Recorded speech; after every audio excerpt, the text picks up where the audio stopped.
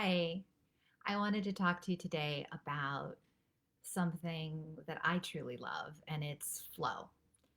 And the topic today is really about finding flow, which can be elusive when we're in times of stress and enormous challenge, as we're often facing in this unprecedented time of the pandemic right now. And this was inspired by a couple things that happened this week for me. One, I'm reading a book called The Big Leap, and it is about really finding your zone of genius, the place where you go and can contribute so much to the world. And if we're going to be playing in that zone of genius, we're often going to be then needing to find our flow, that place where we we feel like things are effortless, where we lose track of time and we feel energized and we don't notice that we haven't eaten or gone to the bathroom. We're just completely in the zone, as they call it. And it's a term that was discussed. Well, it was coined by Mihaly Csikszentmihayli. I hope I said that correctly. And he spent 2 decades studying flow and really coming to this paradigm that it really is this perfect balance of challenge and skill. And when one of those is out of whack, we're not in flow.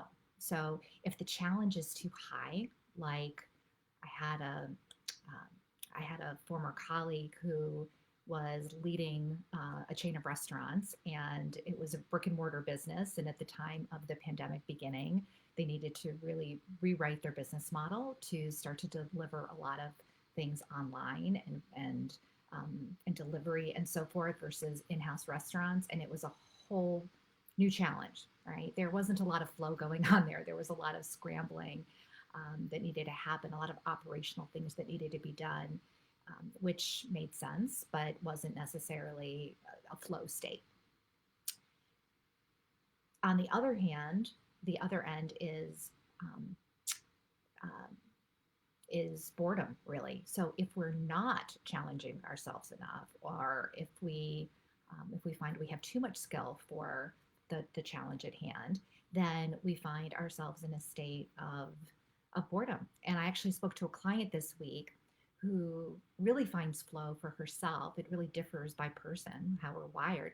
She finds flow in working in teams, in working in groups, and in co creating and designing things. And so for her, right now, she's finding herself needing to do a lot of administrative things and creating online events. And so for her, that is really interrupting flow. She's not in her zone of genius, if you will. So it really is this balance of challenge and skill, and it differs for people. But when we're not playing in that zone, when we're not playing in flow, we're finding um, that things can be hard to finish, that things take a long time. We don't feel productive. We don't feel energized. And and we don't enjoy what we're doing. And and sometimes when we're comfortable, we don't move on to a higher level of challenge that would allow us to find a new level of flow because it can be uncomfortable to cultivate new skills. We find we're not good at things when we first start them. And so I remember when I first started to ski, I literally couldn't stop. And so I went down that mountain and uh, I couldn't stop. And even when I tried to, I found I kind of tumbled backwards into a frozen lake. Like I was the worst person in my class by far. We were literally just supposed to go halfway down a hill and stop, and I couldn't even do that. But I loved it so much that I kept cultivating and cultivating and cultivating it till I got to a level of skill where I can go down a mountain now and just enjoy it, just be completely in flow. I had motivation to do that.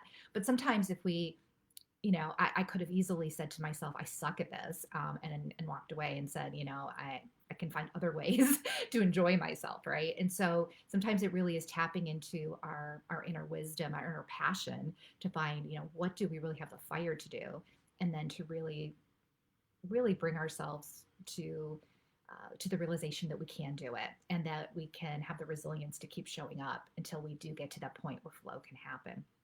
It doesn't mean that we're just born great at something. We can always cultivate it, but we have to kind of figure out that right balance for ourselves. And so I love mnemonics, so I came up with a mnemonic for doing this, and I actually applied this to my own life. So I'll kind of share that story at the end too. But the mnemonic that I came up with is for finding flow. It is based on the word flow, and the F is for fire. So just like my skiing example, what do I love to do? Well, I love to be outside. I love to go fast. I love sports where kind of gravity helps me move along. So that was something that I had fire in, and I love to do. And then L is learn. What skill do I want to learn? In my ski example, I had no skill in that whatsoever, but I took class after class after class to cultivate that skill. The O is for optimism, and this is a really, really important one. Martin Seligman, who's the father of positive psychology, he actually started off his career in studying learned helplessness when people kind of gave up, when they got overwhelmed and just gave up. And he got tired of doing that. And he actually always noticed that there was a small group of people that would keep persevering no matter what. And he realized that the one characteristic that differentiated them from those that gave up was optimism. And this optimism was this factor that really kept people going no matter what. And so optimism is really key. This believing um, that you're going to get there, right? That even if you're not good at it now, that's because you probably haven't done it before. You haven't cultivated the skill. And so the optimism is really this fire that will keep you going and really allow yourself to continue to grow. And then the W is to ask yourself, what can I learn from this, right? So once you do it, what went well? What didn't go well? For my first skiing expedition, clearly I needed to learn how to stop, or I was going to kill myself and hurt others, right? So I needed to learn a very new skill, and I needed to learn it fast. And frankly, that was the beginning of learning control, which allowed me to feel more freedom on the slope and more safety as well, and more fun. So that what went well, what didn't go well, what can I learn, how can I apply it going forward, and that's it. So find what you love, learn a new skill, and have optimism and that sense of I can always keep learning and growing, and I'm not going to be good at it at the beginning, and that's okay. Kindness and curiosity, add that on top, and then ask yourself, what can I do? What can I keep doing? What can I stop doing? What do I need to refine so I can get better at this? And that is really kind of an easy formula to get going. And speaking of something new that I did this week, since traveling and skiing right now are not on my docket, I did candle making. I love creative things. I love creative projects. And I had never done candle making before. So it was a new skill I wanted to learn. And I was optimistic that if I, bought a little candle making kit, that I could read the directions and also, could really do it with my daughter, which was a great activity. And even my husband wanted to join us. And then when we did it, I realized it was easier than I thought. And I saw it was pretty goof proof from the standpoint that we could always begin again. If something didn't look right, we could just remelt it and start over. And I really loved it. And actually, this is the first candle I made. I'll show you right here. You see that here?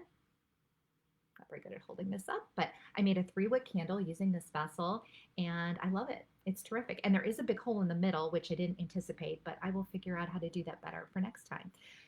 I do recommend that you play with this, and it can be fun to do it as a hobby. Certainly this applies in business and in all aspects of life. So go play, have fun, find your flow, and get the confidence to do more and more around this. So thank you, and I'll see you next time.